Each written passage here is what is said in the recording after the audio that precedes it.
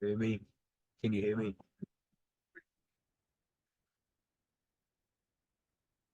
Can you hear me? Right, and then call stuff. And then the way this one starts acting when I'm trying. That's what I meant, because you don't like that. That's what I. Yeah. Yeah, I know, but that was small too. Can you hear me? I hear you. Okay. Are you say something? Hi. I hear you. Do you hear me? Yes. Oh, okay. So you see, okay, very good. I had a Ninja Turtle background, but let's see whether it's can you see my Ninja Turtle background or Yeah. no? Yes. Oh, okay, you see the turtles around me? Yes. Oh, okay. Because I don't see that, what I'm seeing. So that part's okay, it's centered, am I right? Yes. All right, so you're recording this, so you're Yeah. gonna do it, so nobody's watching right now, are they? Could they be if they clicked on it? No, they can watch on YouTube once I publish and post it. Oh, okay. So it's gonna be live or you're gonna post it later? I'm gonna post it later. Oh, okay. So you hear me and Yeah. I see you, all right, good. What if So I what? could- So what do you Yeah. do for Ninja Turtles? You worked on Ninja Turtles. What do you do for it? Like, what was your job on there? On Ninja Turtles? Yes. I was one of the writers. I wrote 2 episodes. I wrote The Attack of the Giant Irma and The Collector. So I'm going to talk about, a little bit how I got onto the show. I mean, I know we're going to talk about Ninja Turtles, but I want to start how I ended up there. I was a live action writer until I started working at Filmation and did Fat Albert and He-Man.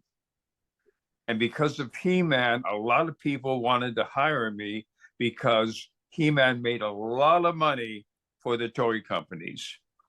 So I did a lot of all kinds of shows. But then I get a call from Jack Mendelson, who was the head writer of the Ninja Turtles. And he told me, he would like me to write Ninja Turtles. And I'll tell you the story about how that went about.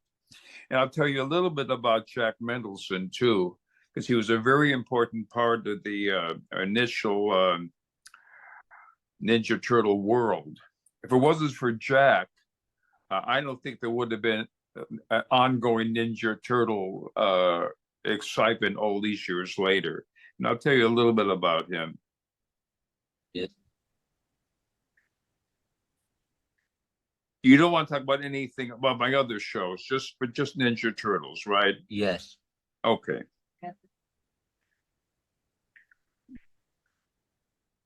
You have to understand, I don't remember much other than I wrote them, it wasn't like, well, I'll tell you how it'll, what I can say. Okay.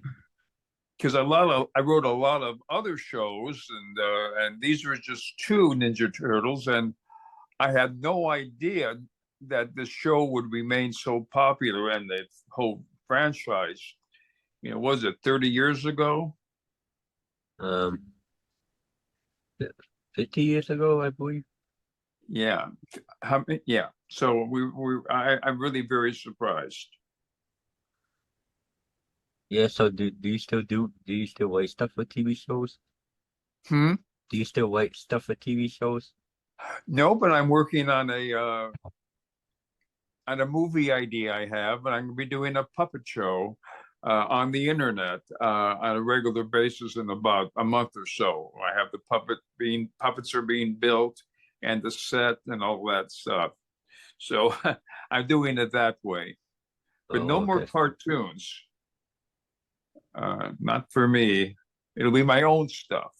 And I'll that I decide what to do instead of someone else telling me what to do. Yeah. But I want to say a little bit about Jack Mendelsohn because he was a very interesting person. And again, if it wasn't for Jack, I don't think Ninja Turtles would be popular at all as it became. He really had an amazing background. Yes. So do Did you you have, ever, do you have a did you ever favorite? hear this? Huh? Do you have a favorite Ninja Turtle? The what? Do you have a favorite Ninja Turtle? Do you have a favorite one? A what? I'm sorry. Do you have a favorite Ninja Turtle? Like a favorite Ninja Turtle from the show? Do you have a favorite one? Of the Ninja Turtles? Yes. Well, the ones that I wrote. Those are my favorite. I like the Giant Irma episode, but the other one was good too. The first one I wrote was the Giant Irma, and then I wrote the second one. And I was busy writing other shows. I had, shows that were hiring me all the time. I was always working, and I wrote a couple of Ninja Turtles, and I went ahead and wrote other shows, Berenstain Bears, and Busy World of Richard Scarry, Where's Waldo, shows maybe you never heard of. So it wasn't like I heard of the I Berenstain would have Bears. known Ninja Turtles would have been so popular all these decades later. I would have wrote more of them, but Yeah. but I didn't. I didn't know. I wrote the He-Mans, and when I was writing that, none of us knew this show they would be making He-Man movies even to this day. So the people that are that look at your video, are they about your age? Are they older or every age? I believe every age. So I'm going to mention some television shows that Jack worked on and a few that I worked on very briefly that your older people that follow you will certainly know about. So just because I want to show Jack's very strong comedy background and why he was a fantastic choice to be in charge of the Ninja Turtles original cartoons, because he built the foundation for everything that followed. Now you're familiar with the comic books, right? How it really started. Yes. It was, yeah, okay. And of course, they were important too, but he turned it into a television show, a television cartoon, which is different from comics. Yes. Well, let's see, what time is it now? 57. So we're going to start at 10 or we're going to start sooner? We can start now. You want to start now? Yes. Okay, so let's start now. Are you recording now? Yes. Okay. So you want to introduce me or whatever you do? My name is Nick. I want my own podcast. And I'm Rowby Goren, and I'm a Ninja Turtle writer. I wrote two of the original Ninja Turtle shows, cartoons, the Giant Irma, and the Collector. And so I'm here to tell you about how I discovered Ninja Turtles and a little bit about how I got to Ninja Turtles. So what did you want to ask me before I tell you about Do you have a favorite? what I want to talk about? Do you have a favorite character from Ninja Turtles? Well, I like them all. But when I was writing them, I still had to educate myself which was the best. I think Michelangelo was one of my favorite, and of course Irma, because I used her as a giant in my episode.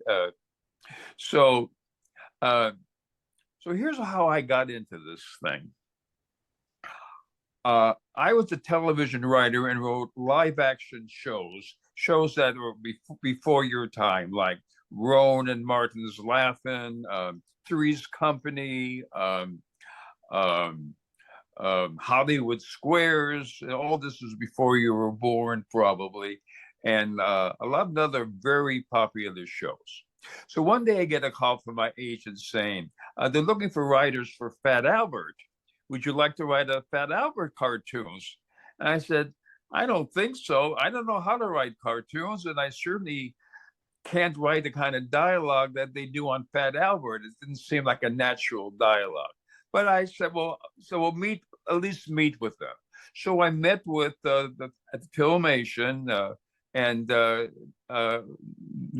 they were looking for comedy writers for Fat Albert, because it was sort of a serious show with a little bit of comedy. And after all, Bill Cosby was a comedian. He had very funny stories about his Fat Albert days. So I wrote 13 Fat Alberts, and I was working at Filmation, and then they said I was finished, and I said, well, goodbye, everybody. I said, no, we want you to stay. We want you to write He-Man. I said, I don't know anything about He-Man. I never heard of it. You know, I saw pictures on the wall of He-Man, posters, but I didn't know who he was. He said, well, we want you to start next week writing He-Man. So they gave me a big stack of scripts, and I wrote some He-Man episodes. So that got me into writing a lot of cartoons. Why?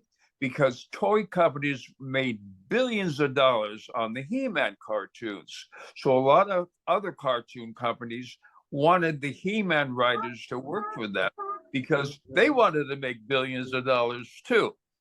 So I wrote a bunch of cartoons, Berenstain Bears. I have a bunch of cartoons that were very popular when I wrote them, a Teen Wolf and things like that. And then I get a call one day from Jack Mendelson. And Jack Mendelson, I'll tell you a little bit about him in a minute, but Jack said to me, I'm in charge of a show called Teenage Mutant Ninja Turtles. I said, what?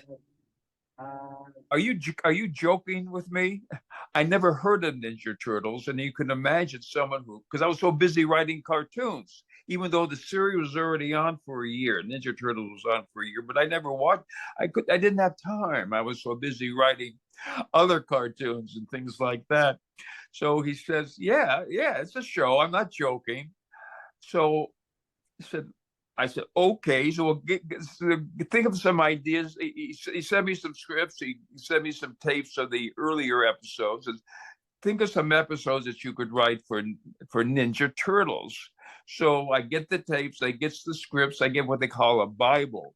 A Bible is it's an overall view of what the show is going to be about. So you sort of, they hire a lot of writers to write these cartoons. They're freelance, like I was. And so they want the show to be consistent. They don't want one writer to treat the Ninja Turtles this way and another way. So the Bible had all the characters, all the turtles, of course, and all the other characters involved in the show. And so I read all that, I said, well, this looks like a pretty interesting show, even though I never heard of it. So I came up with my first idea, which was the giant Irma episode. Jack Mendelson was very protective of the Ninja Turtles. He knew what he wanted. He wanted good stuff. It was very hard to get any show ideas, story ideas through Jack. I gave him maybe 10 ideas, and he liked the Irma episode. That was so I wrote that. But let me backstep a little bit. I want to tell you the importance of why the Ninja Turtles are so popular today. And I think I'm correct in saying, if it wasn't for Jack Mendelson, the Ninja Turtles today, I can't imagine they would be as popular as they were now. Because you got to remember, the cartoon, there was a comic book, of course, before the cartoons, but the cartoon is what made the Ninja Turtles into a cartoon, to the world. The world learned about the Ninja Turtles, and they loved the Ninja Turtles. And it all starts with the script. When I go to a Ninja Turtle convention or He-Man convention, the people, the fans that go there, they don't go to the writers. They go to the artists. They go to the voiceover people and people like that. Now, there's no question about it. The voiceover actors who played the turtles and the other characters, the supporting characters, were absolutely important too. I'm not putting them down. Yeah. And the artists, of course, they're very important. But most people, when they're at these conventions, they don't go to the writers section.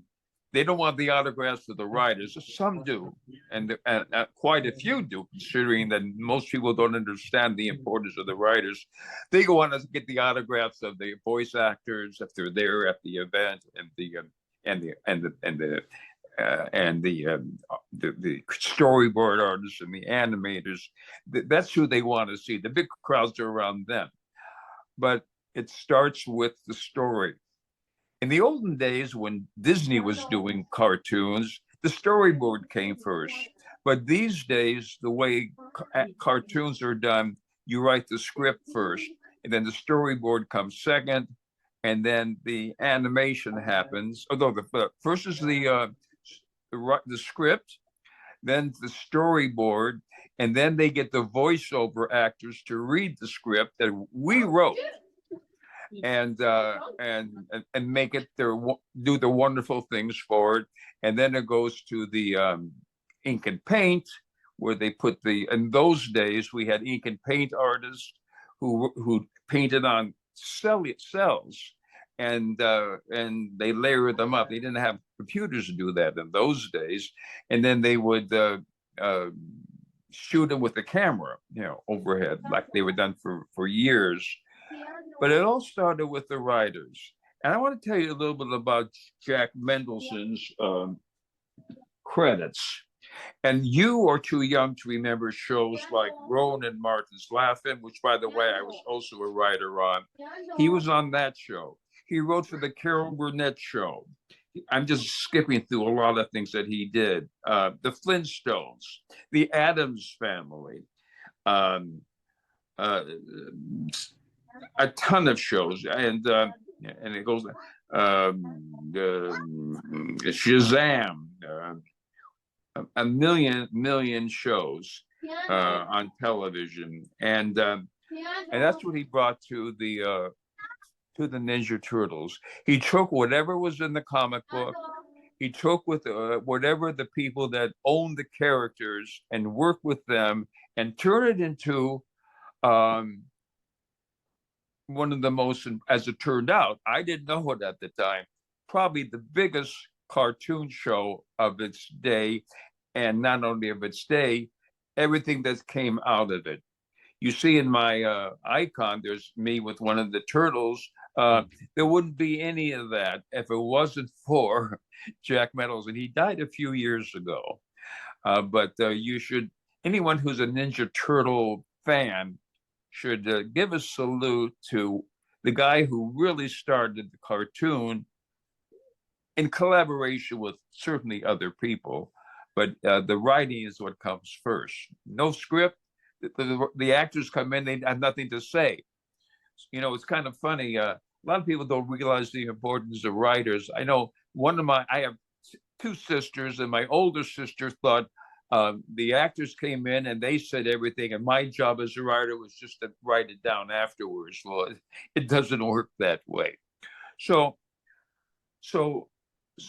that's just the background on the Ninja Turtles. Yeah.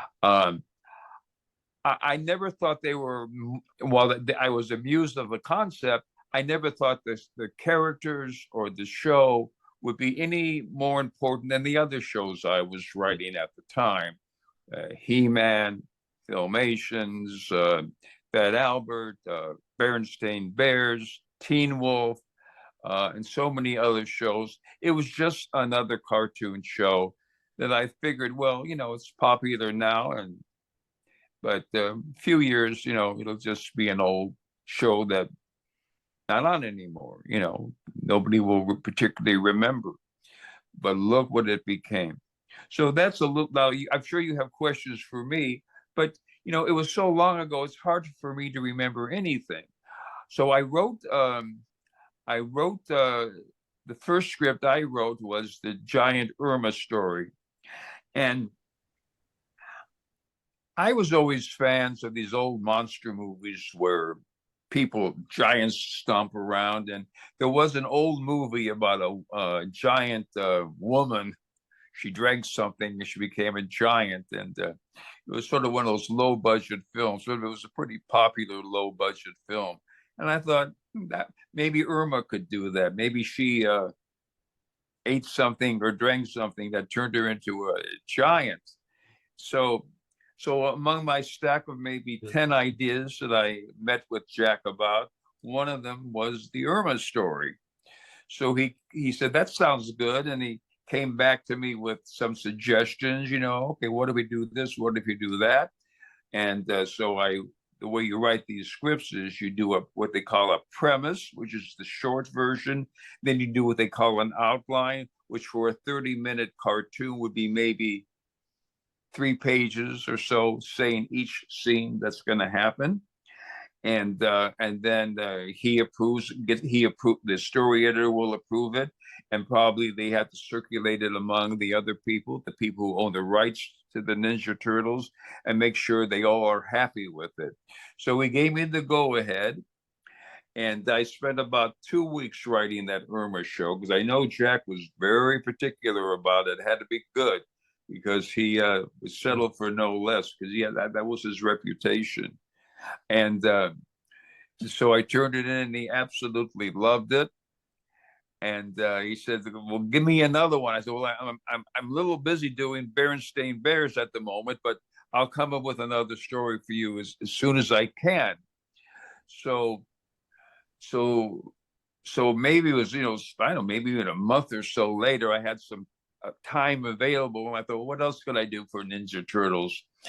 And I had a bunch of ideas, like the premises, maybe 8 or 9, but one of them I thought there could be a collector, someone who's like you are, who collects everything Ninja Turtles, all the anything they can get, and so he has a museum, and he has everything of Ninja Turtles that he can, just like you have, and all the other Ninja Turtles fans these days have. They have their favorite toys. You see everything. It's become very big.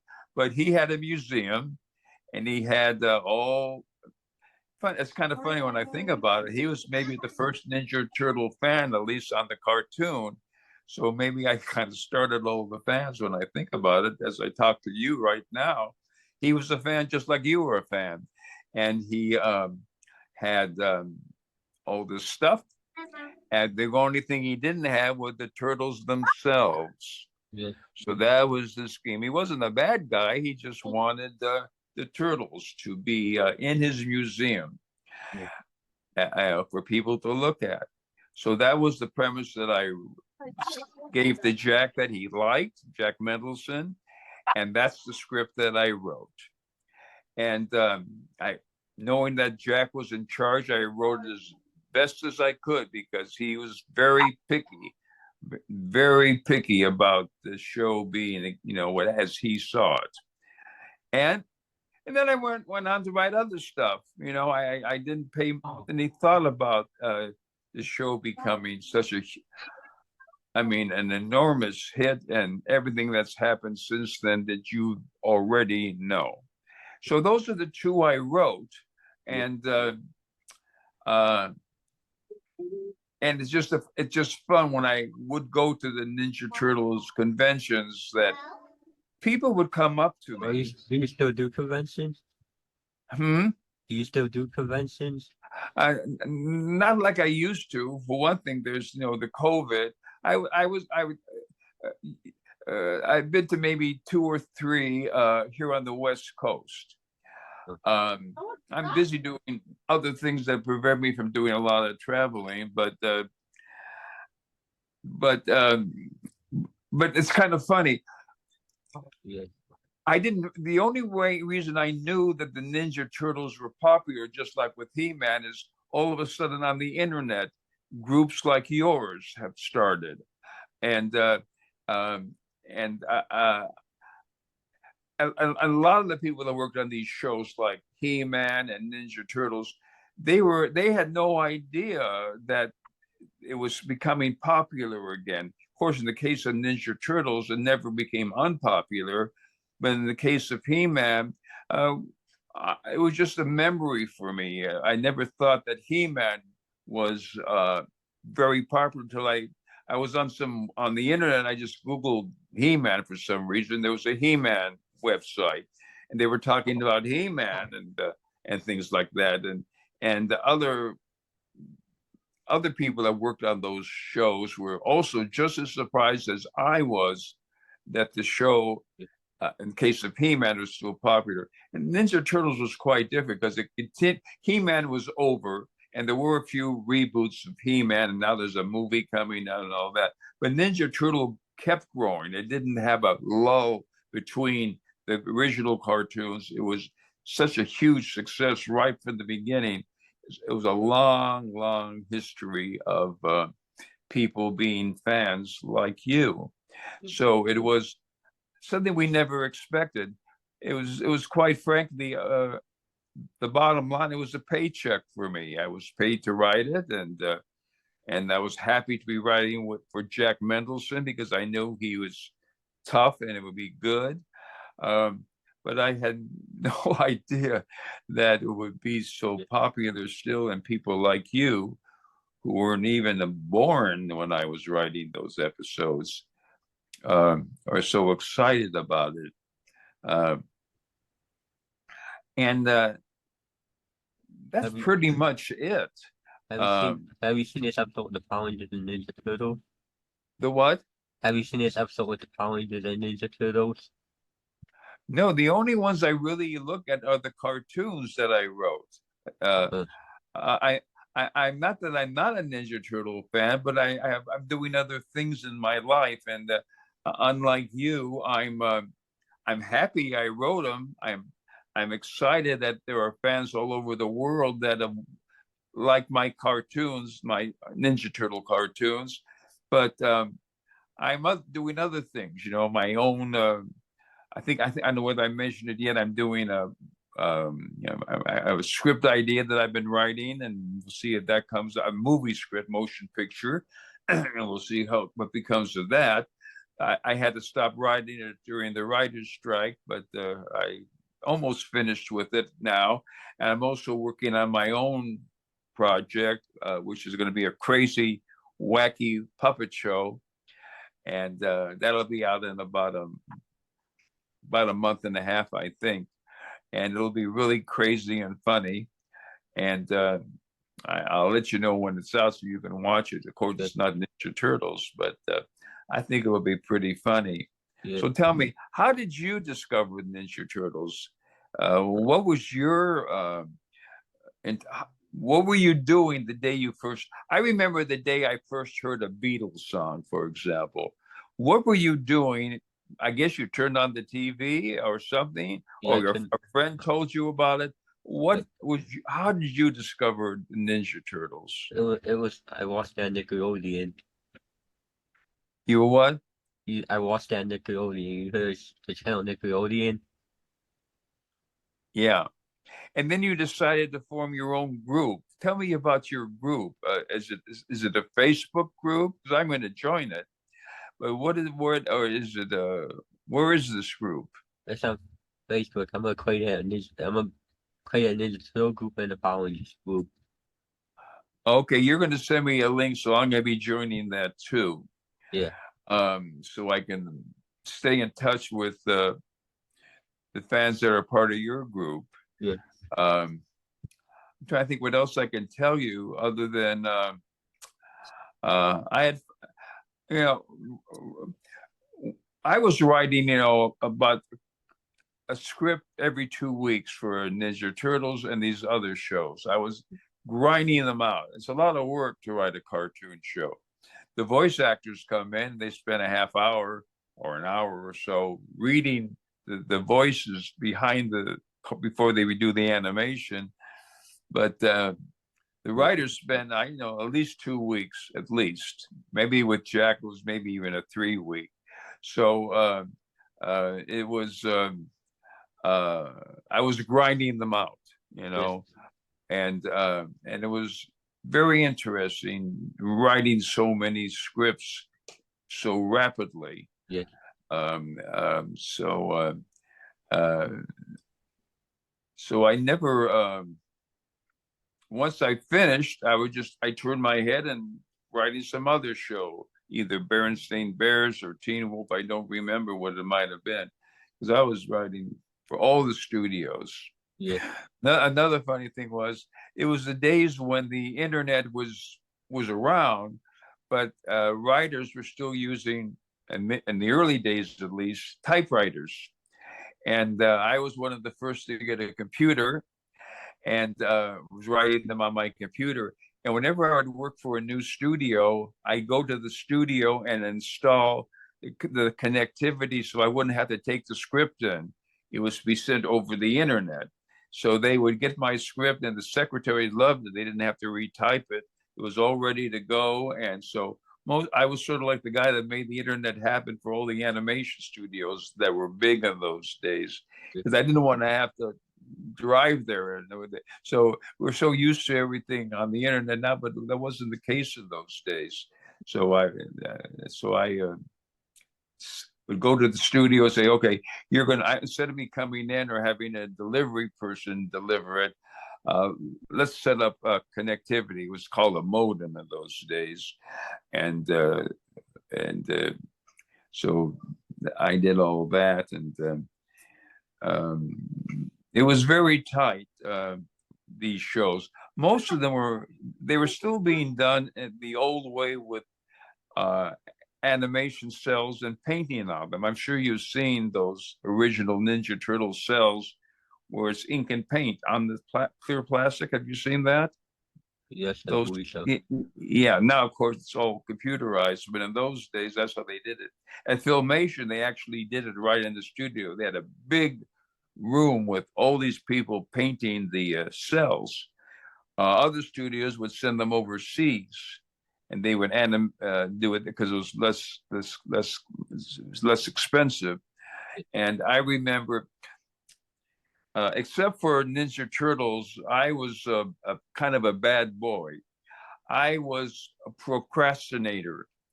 If the script was due on a Monday, and this is not with Ninja Turtles, I would probably start writing it Sunday night. And then I call in the next morning and say, I need a few more days to write it. So I was writing my scripts, always turning them in late. I remember I was writing for Deke Entertainment for some show, and they had to have my script a certain day, early in the morning. And I was literally finishing up the last scenes, and they were getting ready to send it to Taiwan for the animation. Yeah. So until I became my own storyboard, my own story editor, or in some cases producer, in the case of animation, I was very late getting my scripts in, and but that's what sort of made them good. It sort of brought my energy up. I was late. So that's how I was in school too. I did my homework. That when class started, I was doing my homework that was due. I should have done the night before. So that's why. But I got my my energy going, and I would. It took me maybe 5 more days. I was always at least 5 days late in getting my script in, and it's kind of embarrassing to say that, but that's how I did it in those days, until I became a story editor and sometimes producer and sometimes a director occasionally. Yes. So that's about it. You know, I don't know much more I can say other than I enjoyed writing it. And I enjoyed writing it for Jack, who was he knew what the characters were supposed to be. He knew what kind of humor he wanted. And that's, I think your group should take your hats off and go to Wikipedia and look up Jack Mendelson and see his background, who really set the ball rolling, as far as I'm concerned, for everything Ninja Turtles after the comic book.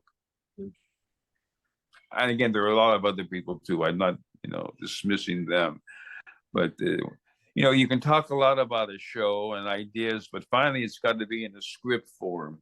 You got to get everybody say, let's do this, let's do that, let's do this. Okay, you got to simplify it. You got to get the best of everything and say, this is what we're going to do going forward. And he has to get all that approved by not just his own background, which was considerable, but the people who were, who are have hired him, and the people who wrote the comic book. All those people were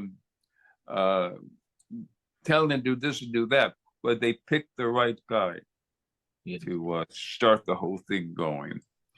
And he died maybe 3 or 4 years ago. So, so that's about it. Yeah, it timed me on Zoom anyways. I only got 4 minutes left. Oh, we have what do you want to ask me in 4? I can't believe it's almost been so 4 more minutes. Yeah. Well, anything else you want to ask? Do you have a favorite superhero? A favorite what? Superhero. Well, I grew up when Superman was about the only hero around. The old television show Superman. So that was a favorite. And then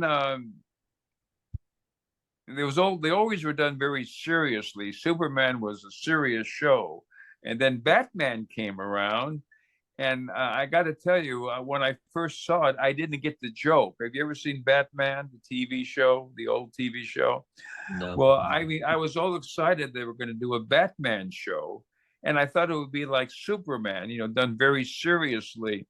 And I watched the show. I was taking a writing course, how to write at Hollywood High School, and I said to them, I saw this. I turned on Batman last night, and it was awful. I didn't get the joke. I thought they were I didn't realize they were poking fun at the whole thing.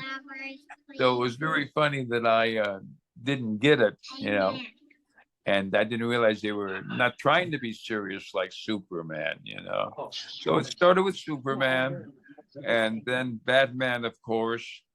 And but they were all very straight kind of action heroes in those days. And then it got a little bit Bill and Ted, well, they really weren't heroes. But it was Ninja Turtles that changed all that. They were likable. They were fascinating. It was totally different from anything that came before them.